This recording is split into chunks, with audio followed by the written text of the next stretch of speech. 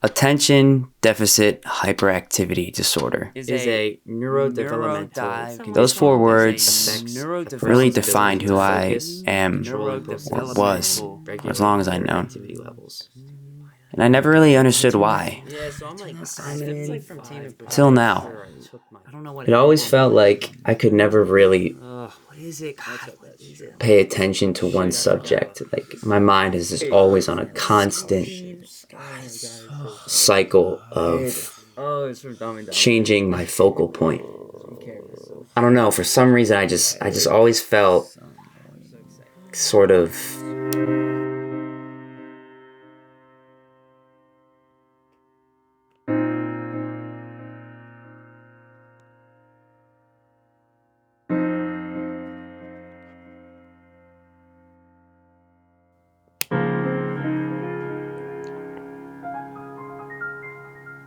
Do you remember the exact date when you told me I had ADHD? Are you getting me? Sorry. Yeah. Okay. I told you in stages because you were little, so it wouldn't have really made sense if I went with the whole clinical thing about it. But you were probably in like kindergarten, and I just told you that, you learn different and you're more creative and more hands-on. So that's how I started teaching you about ADHD. And then the older you got, the more that you could understand, the more I tried to inform you. I do remember, you in elementary school hating the fact that you had ADHD. I definitely think it was like first or second grade. Yeah, I don't remember the date because, like I said, it was gradual. Like I didn't want to just drop something on you that you couldn't have understood. Yeah. So, when did you know I had to leave public school? Like, what was your breaking point? That is a defining moment for me. It was when you were in beginning of 6th grade. Your history teacher had a book that he made students sign when they forgot their homework, and it was in the front of the class.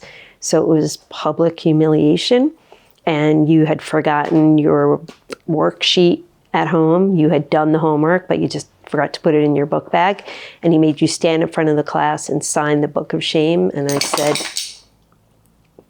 fuck that, you're out of here. And that's when we found Delaware Valley Friends. Yeah. I think Delaware Valley Friends really helped because they let you know that you're fine just as you are. You didn't need to be a cookie cutter of all of the neurotypical kids. And you started to find passions and things that you knew you were good at. Film, skateboarding. I don't know, you just started to learn to accept yourself just as you are. College, definitely. Yeah. Yep. So my name is Amanda Chang. I'm the Dean of Students at Delaware Valley Friends School. And you hear that water drop? It's very distracting to me. Yeah, that's a good one. Oh, I'm so recording that. Yeah, that's a good one. That's good. It's really loud. Do you want me to go into like what my job means? Like, what do I do? What does your job mean to you? Yeah, so when I first got to ZB, I taught chemistry and forensic science. And so that was to the sophomores and the seniors.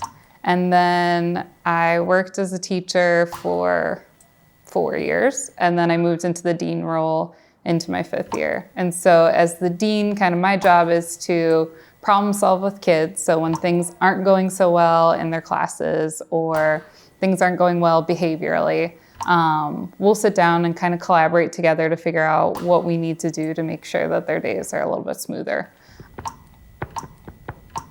I think that the advice I'd give to an adult would be to enter into your conversation with curiosity. So to really ask the kid, like, what is going on? And to genuinely mean it. Like, don't just say it and expect that you already know the solution. So like when I work in my office, I feel like I'm not coming in with I know why you're doing bad in math. It's because you don't do your homework. It's what's going on in math class that's making it hard. So like questions that are really open and non-judgmental. And I think like the best way, especially, when working with teenagers, is to be open to saying, I don't know. Like, I can't tell you how many kids will be like, well, here's the problem. Like, I'm having all these problems in this class or with this, friend. What do I do?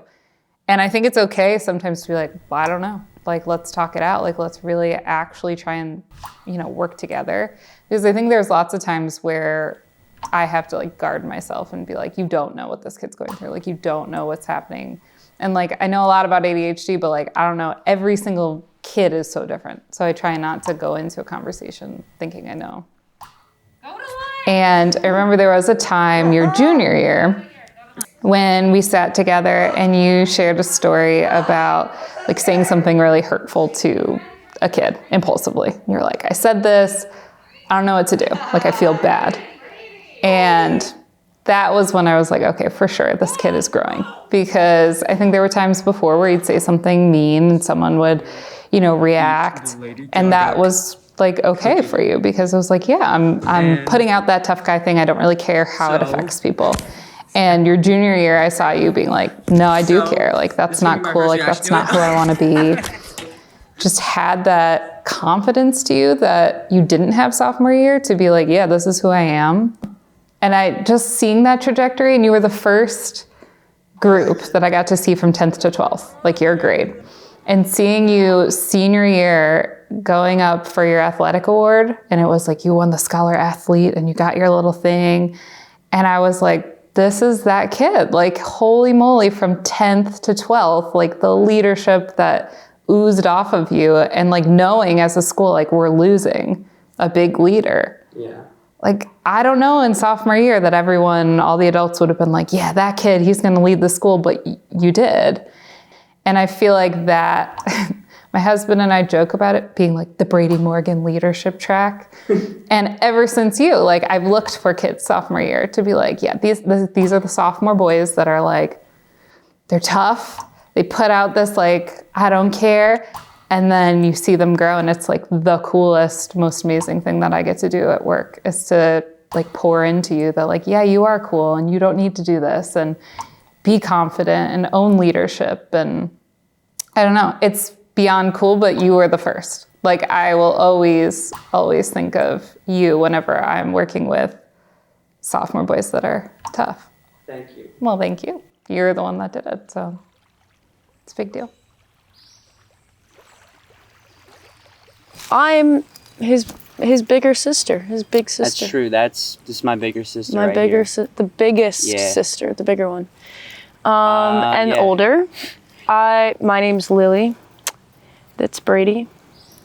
My plan originally was to talk to you at the end, because I feel like throughout my life, I really was able to like go to you anytime I had problems with like ADHD, like, because you were always like there, like, to understand. Yeah.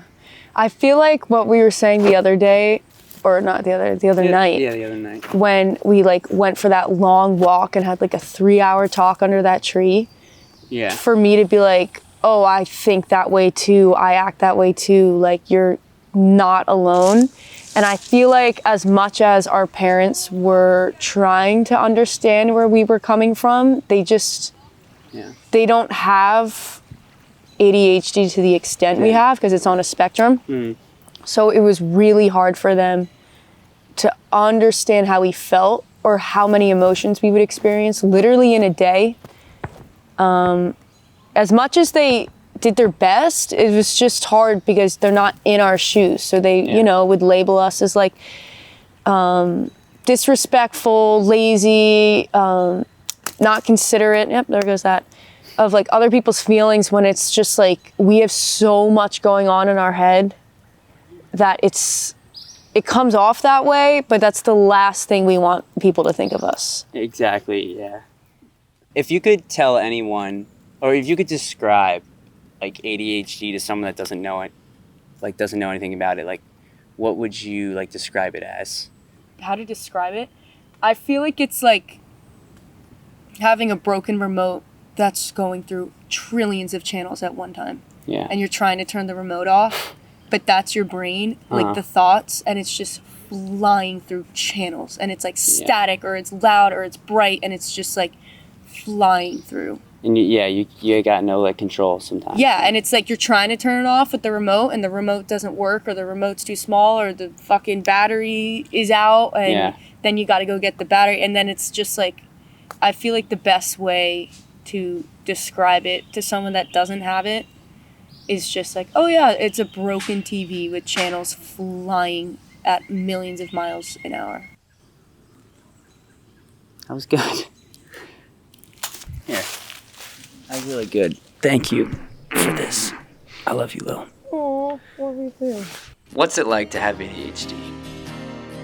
If someone were to ask me that, I'd say it's a battle. A battle with your own mind.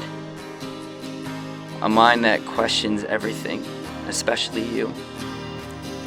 It's waking up some days feeling behind before the day even begins. It's constantly asking why I am like this and not always having an answer. But as I reflect on how far I've come, I've started to love those battles. I've started to embrace the times I've failed because those moments, they shaped me.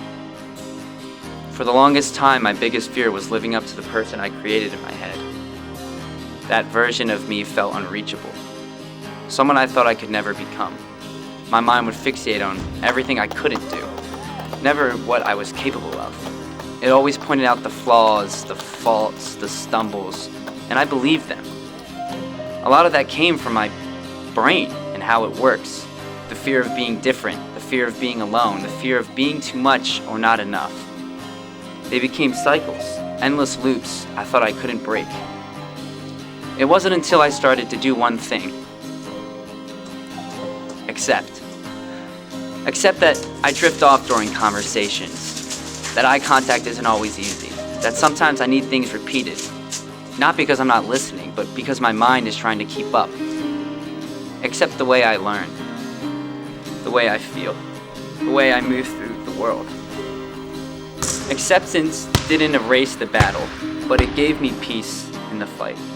It helped me find a path, one I'm still learning to follow, one that's mine.